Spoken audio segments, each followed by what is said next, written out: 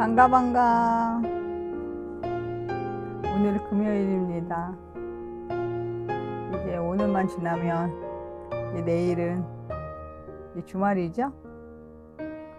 저는 어제 하루 종일 누워 지냈어요. 허리에다가 받치고 그동안 밀린 잠도 좀 자고 좋았어요. 그래서 좀 텔레비도 좀 보고, 그래서 뭐 이혼했어요. 2를 봤는데, 아휴, 그게 이제 제가 드라마 리뷰, 예능 리뷰 올리려고 그랬더니 저작권 찾아봤더니 아우, 금액이 엄청나더라고요. 그래서 그냥 링크로 걸고 생각해 볼게요. 어떻게 하면 좋게 또 저작권에 안 걸리면서 리뷰를 올릴 수 있나 연구를 해보겠습니다. 기도해 주셔서 감사합니다. 읽을게요. 피부병에서 깨끗해지는 일에 관한 규례 14장.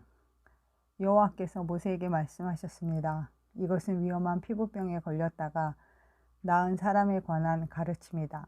이 가르침은 그런 사람을 깨끗하게 하기 위한 것이다. 그 나은 사람을 제사장에게 데려가거라. 제사장은 진 밖으로 나가서 피부병에 걸린 사람을 자세히 살펴보아라.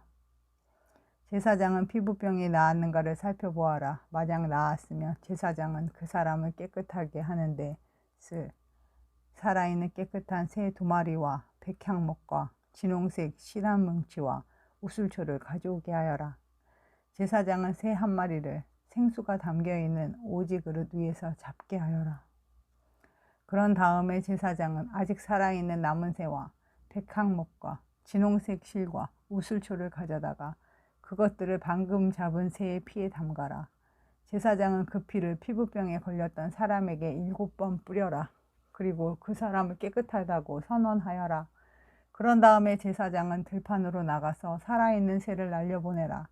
그런 다음 병에 걸렸던 사람은 옷을 빨아라. 그는 머리털도 다 밀고 물에 몸을 씻어야 한다. 그러면 그는 깨끗해져서 진으로 들어갈 수 있을 것이다.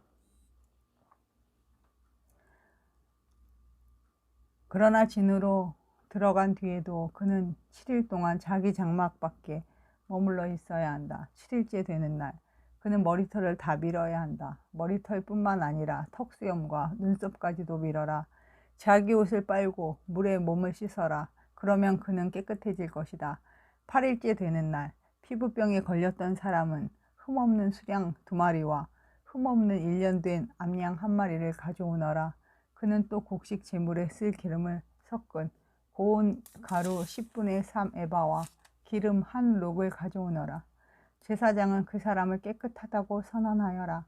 그런 다음에 그 사람과 그의 제물을 여호와 앞 곧 회막 입구로 데려가거라. 제사장은 수탉 1마리를 가져다가 그것을 기름과 함께 속죄 제물로 바쳐라. 제사장은 여호와 앞에서 그것을 제물로 드려라. 그런 다음에 제사장은 회막 안에 속죄 제물과 번제물을 잡는 곳에서 그 수량을 잡아라. 속건 제물은 속죄 제물과 마찬가지로 제사장의 몫이다. 그것은 가장 거룩한 것이다. 제사장은 속건 제물의 피 가운데 얼마를 받아서 깨끗하고자 하는 사람의 오른쪽 귓볼과 오른쪽 엄지와 오른발 엄지에 발라라. 그리고 나서 제사장은 기름 가운데 얼마를 자기 왼손 바닥에 붓고 오른손으로 왼속에 있는 기름을 찍어 여호와 앞에서 그 기름을 7번 뿌려라. 제사장은 손바닥에 남아있는 기름으로 깨끗해지고자 하는 사람의 오른쪽 귓볼과 오른손 엄지와 오른발 엄지에 발라라. 그 기름은 속건 제물의 피를 이미 바른 곳 위에 바르게 되는 것이다. 그런 다음 제사장은 왼손 바닥에 남아있는 나머지 기름을 깨끗하게 되고자 하는 사람의 머리에 발라라. 그렇게 하여 제사장은 여호와 앞에서 그의 죄를 씻어 주어라.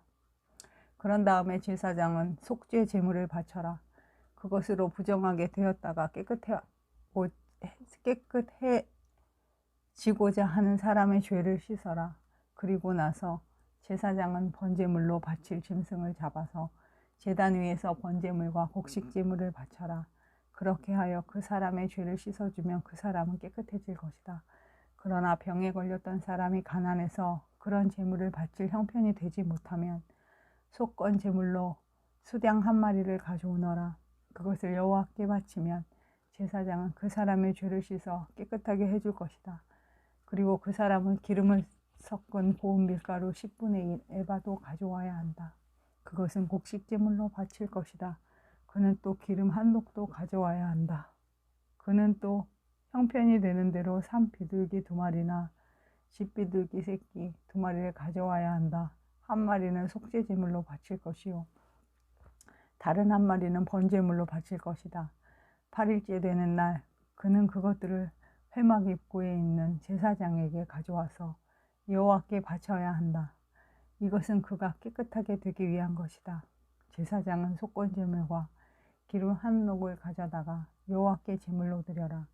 그리고 나서 제사장은 속건 제물에 쓸 양을 잡고 그 피 가운데 얼마를 받은 다음에 깨끗해지고자 하는 사람의 오른쪽 귓불과 오른손 엄지와 오른발 엄지에 발라라. 제사장은 또 그 기름 가운데 얼마를 자기 왼손의 바닥에 붓고 오른쪽 손가락으로 왼손 바닥에 있는 기름을 찍어 여호와 앞에서 그 기름을 7번 뿌려라. 그리고는 손바닥에 남아있는 기름으로 깨끗해지고자 하는 사람의 오른쪽 귓불과 오른손 엄지와 오른발 엄지에 발라라. 그 기름은 속건 제물의 피를 이미 바른 곳 위에 바르게 되는 것이다. 제사장은 왼손 바닥에 남아있는 나머지 기름을 깨끗해지고자 하는 사람의 머리에 발라라. 그렇게 하여 제사장은 여호와 앞에서 그의 죄를 씻는 예식을 행하여라. 그런 다음에 제사장은 그 사람의 형편이 되는 대로 가져온 산 비둘기나 집 비둘기 새끼 가운데 하나를 바쳐라. 한 마리는 속죄 제물로 바치고 다른 한 마리는 곡식 제물과 함께 번제물로 바쳐라. 그렇게 하여 제사장은 깨끗해지고자 하는 사람의 죄를 씻는 예식을 행하여라. 그러면 그 사람은 깨끗해질 것이다. 이것은 위험한 피부병에 걸린 사람 가운데서 형편이 넉넉하지 못하여 제물을 제대로 바칠 수 없는 사람을 깨끗하게 하는 일에 관한 가르침이다.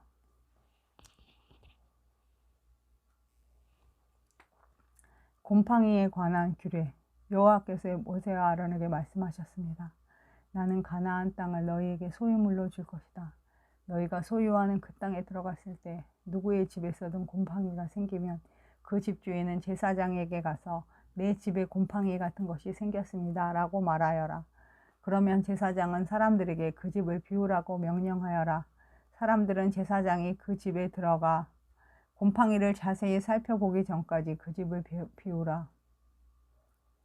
그렇게 하지 않으면 그 집 안에 있는 모든 것이 부정하다는 말을 듣게 될 것이다. 사람들이 집을 비우고 나면 제사장은 그 집에 들어가 자세히 살펴보아라.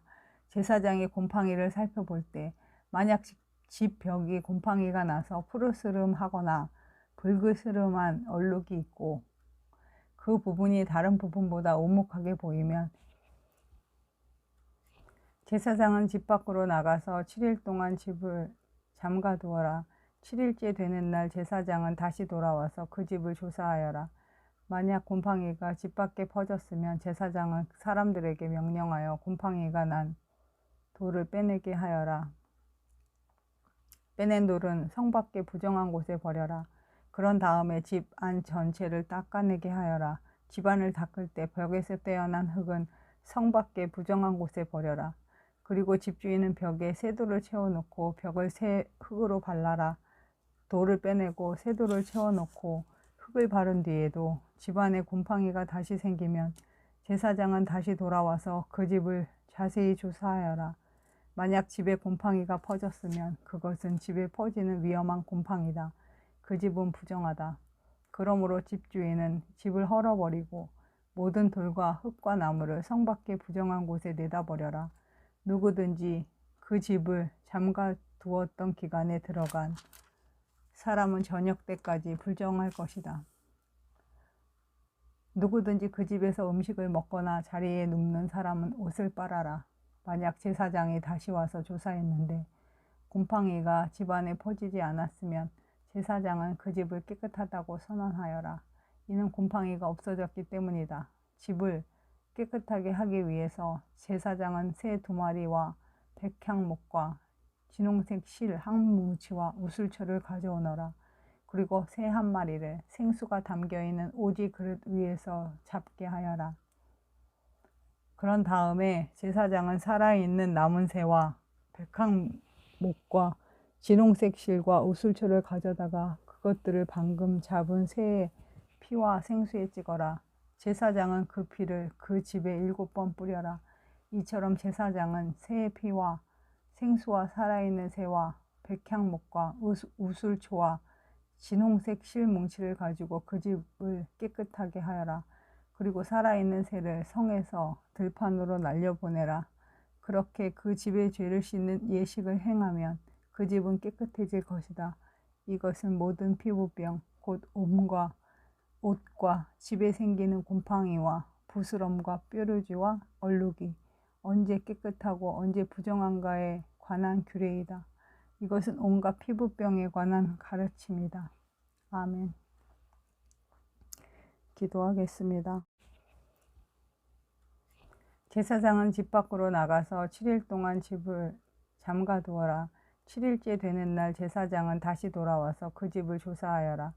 만약 곰팡이가 집 밖에 퍼졌으면 제사장은 사람들에게 명령하여 곰팡이가 난 돌을 빼내게 하여라. 빼낸 돌은 성 밖에 부정한 곳에 버려라.